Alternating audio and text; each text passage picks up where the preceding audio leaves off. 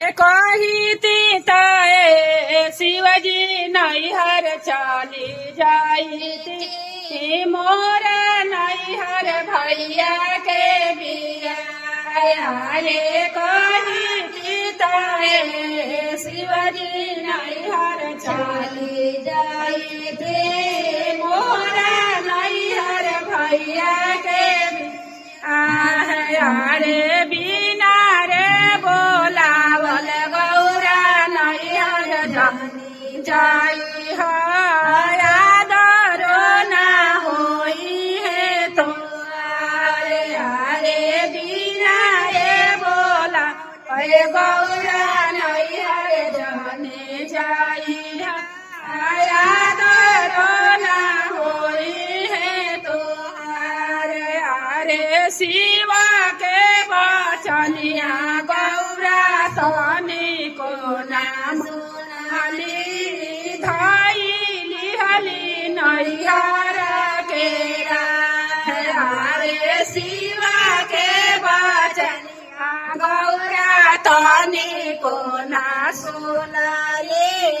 धाई भैले नैहर के रे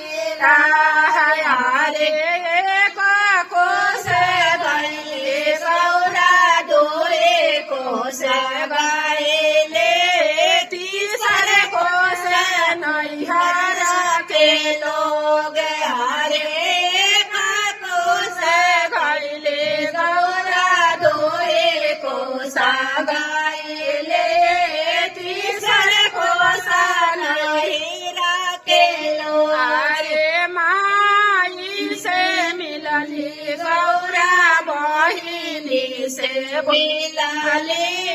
भाऊजी बोलले बिरही बोले हरे मालिन से मिलले गौरा बहिनी से मिलले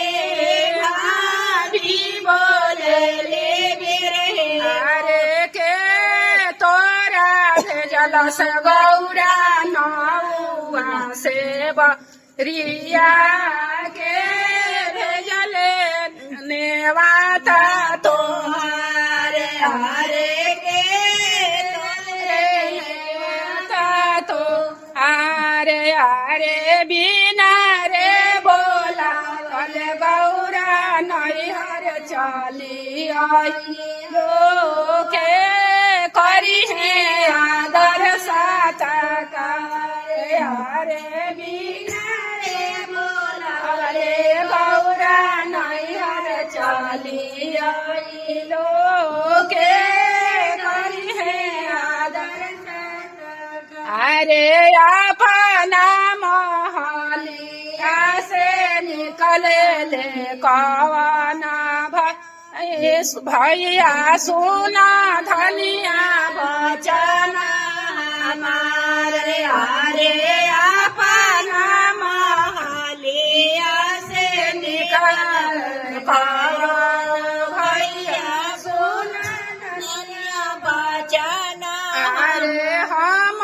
ही जे भेजनी धनिया नौआ बरिया हम भेजनी नेवाता पेठा आई घरे हम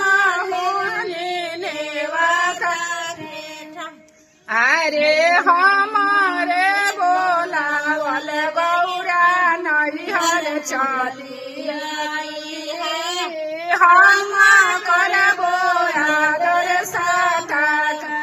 अरे हरे हमारे बोलावल गौरा नैहर चली आई